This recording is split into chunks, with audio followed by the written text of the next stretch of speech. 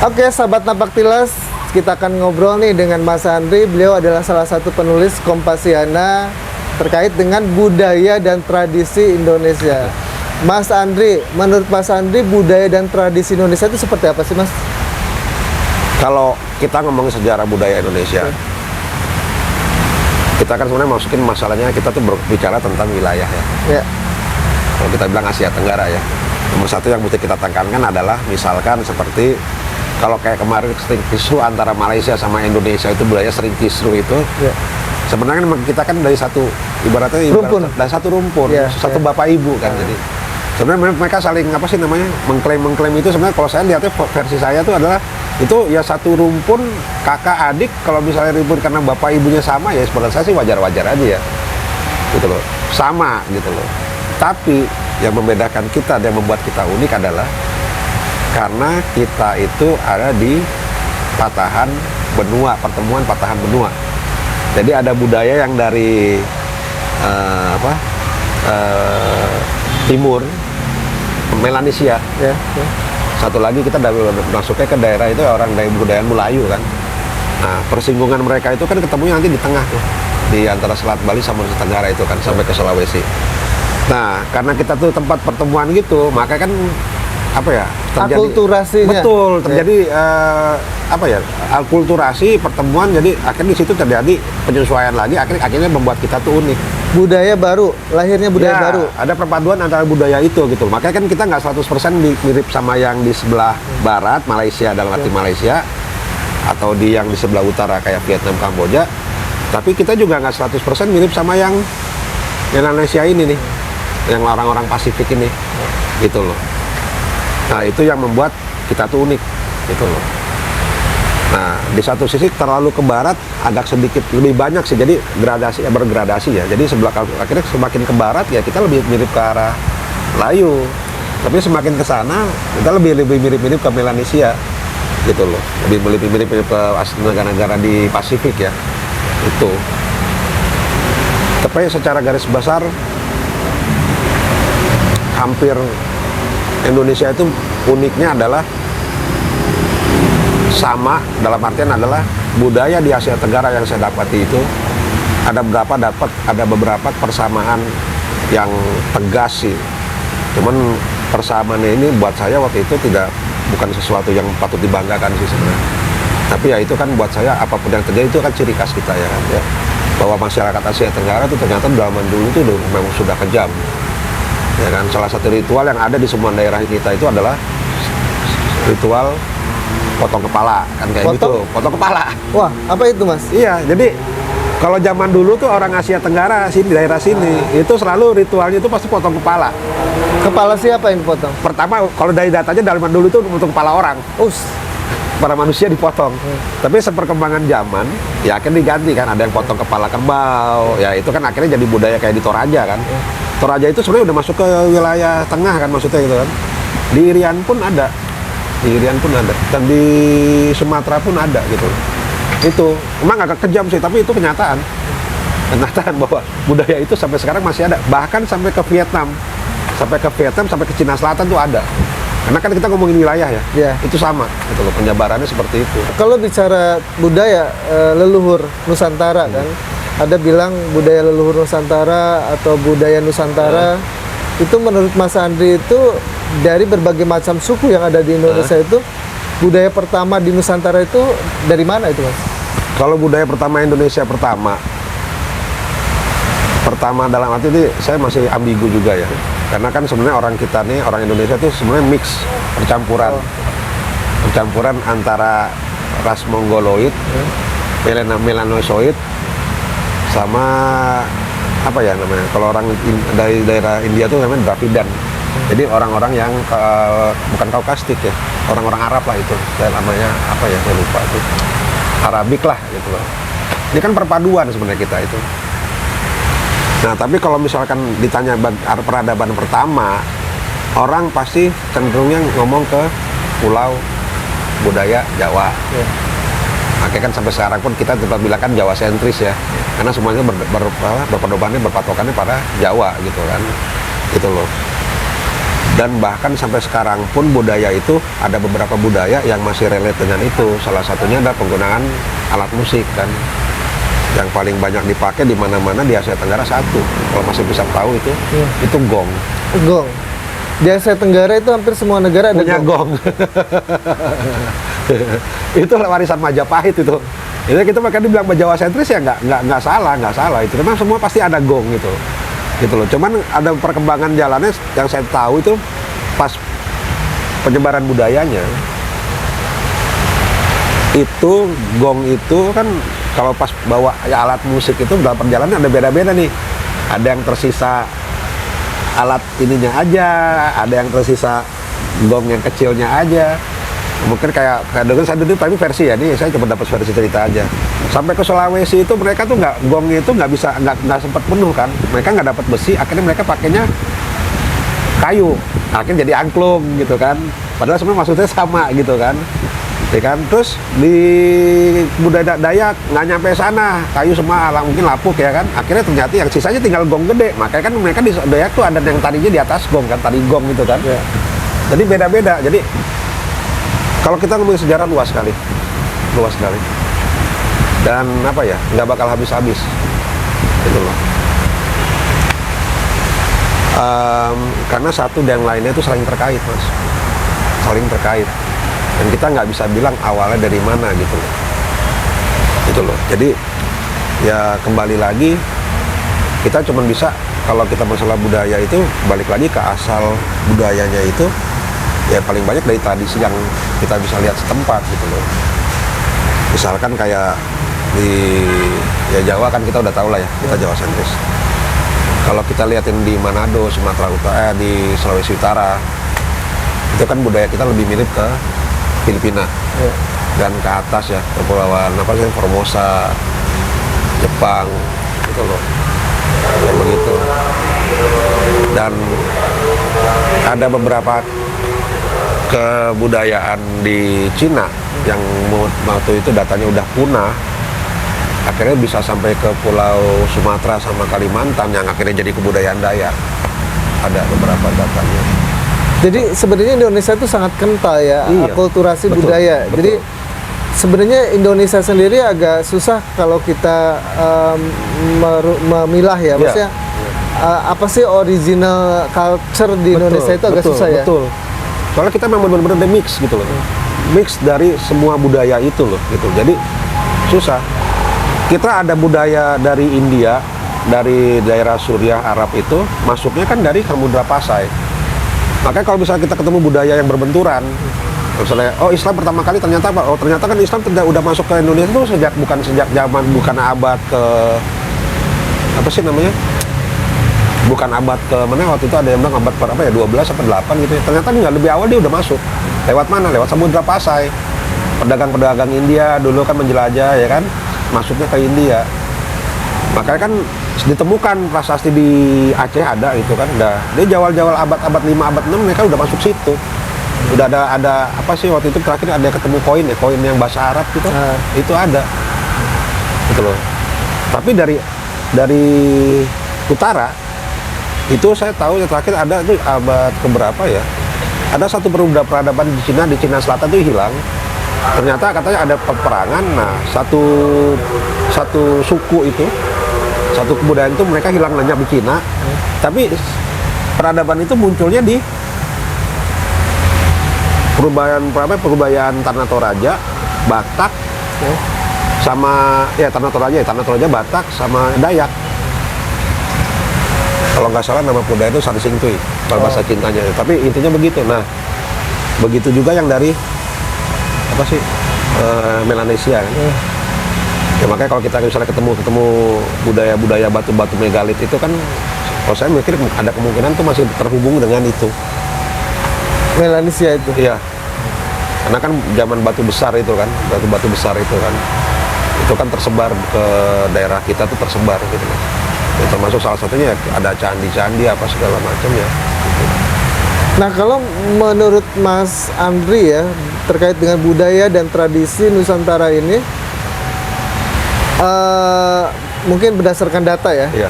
data yang Mas Andri miliki atau Mas Andri peroleh itu, Yang paling tua itu di abad keberapa? Berdasarkan data ya. Ya, berdasarkan data. Berdasarkan data itu paling tua itu tetap Kerajaan Kutai sama Kerajaan Tarumanegara. Tapi berdasarkan buktinya itu ya tetap ada dua kerajaan, saya lupa yang satu, tapi yang salah satu itu ya itu Salakannagara. Salakannagara. Iya. Paling tua. Iya. Itu udah abad pertama aja dia udah ada. Oke. Mas Andri pernah mempelajari data-data sebelum Masehi nggak? Untuk Indonesia? Ya. Belum. Belum. Karena kan saya lebih fokusnya ke peradaban dulu sama Peradaban. budaya. Budaya itu kan berarti sebelum ya sesudahnya adanya. Masehi. Iya, setelah budaya itu kan harus ada kelompok orangnya dulu kan. Oke. Ada kelompok orangnya dari per unit itu per keluarga bisa kumpul jadi besar, akhirnya baru ada budaya kan. Oke. Itu nanti adalah dari budaya itu baru kan nanti timbul apa ya, alat ya kan, alat pertanian. Nah, itu yang pertama kita hitung kan. Kalau Peradaban itu berarti parameternya apa, Mas? Apakah dari Masehi atau bukan? kalau menurut saya bukan. Bukan. Kalau misalkan di Indonesia berdasarkan Masehi, nah Masehi itu kan hitungannya waktu ya, lini waktu, lini masa kan. Nah yang dihitung apa? Zaman kapan manusia udah mulai bisa menunjukkan kalau dia tuh udah ada kebudayaan kan gitu ya. Kayak Mesir yang mungkin hitungnya kan mereka bikin piramid udah dari zaman 5.000 tahun yang lalu kan. Tapi sebelum Mesir kan ada kebudayaan. Dan waktu di Mesir juga ada kebudayaan yang besar juga sama, yang umurnya hampir sama, sekitar 6.000 sampai 8.000 sampai 6.000 kan, Sumeria. Ya kan? Berarti kan lini waktu kita nggak bisa menentukan dari lini waktunya. Jadi pas lini waktu dihitung perkiraan dia muncul. Zaman sekian ribu tahun yang lalu ini kebudayaan ini udah ada. Untuk menentukan aja, ini loh, ini zaman sekian. Nah, tapi kalau yang terakhir saya nulis ada itu pertama kali manusia menggunakan api. Salah satu tool paling lama manusia itu api kan. Itu udah ditemukannya di Afrika. Di Afrika. 350 juta tahun yang lalu. 350 juta tahun yang lalu. Ini saya belum naikin artikelnya nih. Sudah ada peradaban. Bocoran nih, ya. Sudah ada peradaban. Sudah ada peradaban kelompok manusia dan dia sudah mulai udah ada tempat tinggal dan dia menggunakan api sebagai salah satu alat mereka ya untuk masak, untuk membakar makanan. Ini saya belum masukin artikel nih, bocoran nih teman-teman. Belum saya masukin. Tapi yang jelas itu penemuan itu ditemuin itu di dalam gua. Jadi di dalam gua. Okay. Di dalam gua. Jadi mungkin lah masih ada primitif. Tapi pas di Sicily itu tuh di tempat yang situs yang saya tadi ceritakan itu di Afrika itu ditemukan alat-alat lain. Jadi nggak cuma sekedar kayu aja, ada juga tempat tulang belulang binatang gitu kan. Tapi yang jelas mereka menemukan adalah suatu endapan apa sih karbon ya, arang apa itu kan ditemukan di situ. Nah akhirnya peneliti itu menangkan oh ini ternyata sudah ada peradaban zaman itu. Ya kan saya balikin lagi bukan masalah di waktunya kan. Tapi bukan kapan, di zaman mana itu peradaban itu mulai muncul. Makanya waktu itu nggak bisa aja kita buat cuman suatu parameternya aja. Tapi kebudayaan sendiri saya rasa sudah jauh sebelum itu sudah ada. Karena kita nggak ada datanya kan, ada mungkin beberapa hal itu yang menyebabkan bahwa ya semua tetap ada lapuk ya, penemuan-penemuan yang mendukung gitu loh. Itu semuanya balikin lagi ke ya penelitian. Makanya kan kalau saya salah satu yang sempat saya kemukakan kemarin sayangnya kita ya Indonesia ya urgensi buat penelitian tempat-tempat situs itu kita minim sekali gitu loh, sangat disayangkan gitu loh. Mungkin kalau kita bisa eksplor mungkin kita bisa dapat sesuatu yang lebih luar biasa. Kita belum ke eksplorasi laut loh ya. Eksplorasi laut Selat Sunda itu dulu kan itu nggak ada, itu cuma dataran kan. Sundaland itu sebenarnya satu dataran luas. Itu mungkin di antara Selat Sunda atau di Laut Jawa atau laut antara Sumatera itu Selat Kalimantan. Itu mungkin ada peninggalan lagi yang lebih kita nggak tahu lagi. Gunung kita nggak tahu. Berarti sebenarnya banyak hal yang bisa digali ya. Dari Nusantara ini kan terkait dengan budaya dan tradisi lah. Peninggalan leluhur ini. Dan menurut Mas Andri sejauh mana sih keinginan orang untuk mempelajari budaya dan tradisi? Nah itu juga salah satu Masalah. tujuan saya Oke. majak ini untuk kenapa ngangkat budaya peradaban, karena saya pikir ya orang sekarang, anak-anak sekarang ya, anak muda ya, nggak semua mungkin, tapi sudah mulai melupakan akar sejarahnya, Mas. Jadi kita harus perlu ingatkan gitu loh. Karena dulu saya pernah dikasih tahu sama guru saya, salah satu ciri-ciri kita manusia tuh, maksudnya nggak apa-apa, yang lemah pendiriannya adalah yang dia nggak menghargai sama sekali kebudayaannya sendiri. Karena dia nggak berdasarkan akarnya nggak kuat, makanya dia gampang dikoyahin, gampang digoyah. Ya. Makanya kan kalau saya lihat sekarang itu prihatin juga, kita tuh terlalu banyak masuk budaya dari luar, tapi kita nggak tahu akar kita tuh dari mana. Jadi akhirnya nilai-nilai kita di sini semuanya udah mulai terkikis kan. Ya. Jadi Sudah kita, digantikan lah dengan budaya-budaya asing jadi kan. kita tuh udah apa ya? Sudah nggak mengenal diri kita sendiri, nggak punya jati diri gitu loh. Bahkan kita harus tetap ingetin mereka, gali itu gitu loh. Supaya apa? Ya kita tuh punya apa ya, kebanggaan, ada jati diri bangsa gitu loh. Kalau misalnya kita ngomongin sama Malaysia lah gitu kan, mereka bisa bangga dan mereka tuh orang Melayu gitu kan, kayak gitu ya kan. Bukan berarti kita apa sih namanya nggak bangga dengan Melayu, karena kan Melayu kan bagian dari sejarah kita juga kan. Tapi kan ternyata sejarah kita kan yang sejarah kita sama mereka berbeda, gitu loh. Mereka mungkin memang dari satu wilayahnya situ mereka punya budaya itu kan. Kita kan beda lagi. Tapi bukan berarti kalau misalnya masalah klaim-mengklaim yang biasa kita dengar itu, saya cuma bilang apa? Bukan masalah kamu Melayu atau tidak, tapi pahami sejarahnya dulu. Karena di satu titik akhirnya kenapa dia bisa ada situ, ada Malaysia dan ada Indonesia, itu sejarah yang berbeda, beloknya berbeda. Orang Eskimo sama orang Mongol, saya yakin itu mereka dari dasar yang sama. Mereka itu bisa terpisah karena waktu itu ada di antara di Siberia itu ada satu selat apa saya lupa. Waktu itu zaman es tua ya, bukan es muda kan ya. Itu sampai esnya itu bisa kita lewatin buat nyebrang. Jadi membeku. Betul, membeku, dia bisa nyebrang. Akhirnya mereka bikin kebudayaan sendiri bercampur sama kebudayaan yang lain. Akhirnya orang-orang itu kan mungkin jadi kulitnya merah kan.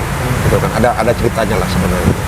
Tapi intinya adalah ada penelitian bahwa saya juga ada tulis artikel itu, suku Apache itu masih punya keterkaitan sama suku lagi satu di Siberia.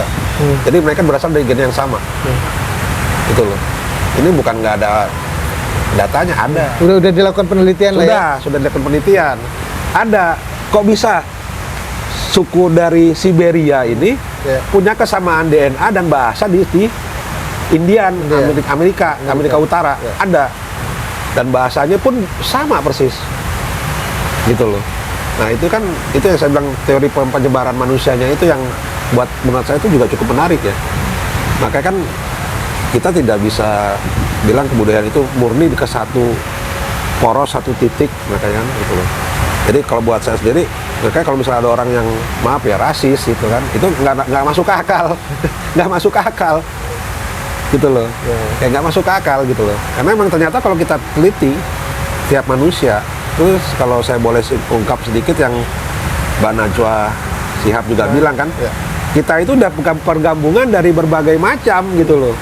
Jadi kalau misalnya ada orang yang berpikir, wah saya maaf ya rasis, itu sebenarnya dasarnya itu nggak solid gitu loh, nggak kuat gitu loh. Karena kita mix ya. Betul, nggak kita doang, rata-rata semua manusia seperti itu gitu loh. Ya gitu, jadi gitu Mas. Makanya budaya, balik lagi budaya itu penting buat kita juga mencari jati diri. Jadi nanti kita tahu ke depan kayak kita mau kayak seperti apa. Dulu apa yang diwariskan sama nenek moyang kita, gitu kan. Nah, kalau kita udah kenal diri kita tahu kita itu siapa ya kan. Nah, kita baru bisa berdiri tegak nih. Dengan nilai-nilai yang kita punya, kita tahu nih, oh ya kita seperti ini, baru kita bisa, ya buat saya sih jadi lebih mengerti lah, jadi manusia lebih bisa ngerti, oh ternyata kita tuh seperti ini. Tujuannya sih begitu ya menurut saya. Jadi sebenarnya lebih bagaimana sih cara mengedukasi kita lah terhadap generasi muda ya. Karena estafetnya kita itu kan ada di generasi muda itu kan. Ya, ketika lunturnya suatu budaya, maka peradaban itu akan musnah Ya. dengan sendirinya ya. Logiknya seperti itu ya. Iya betul. Oke, sahabat Nambak Tilas. Jadi apa yang tadi disampaikan oleh Mas Andri bisa memberikan inspirasi buat kita bahwa bagaimanapun keadaan kita sekarang, tetap kita harus melestarikan budaya dan tradisi leluhur kita, karena itu adalah suatu kebanggaan yang telah diciptakan oleh leluhur kita untuk kesinambungan hidup di masa itu dan di masa yang akan datang. Jadi budaya dan tradisi itu bukan hanya sekedar seremoni, tapi banyak hal yang ada di dalam filosofi budaya dan tradisi tersebut. Sampai ketemu di liputan selanjutnya ya teman-teman.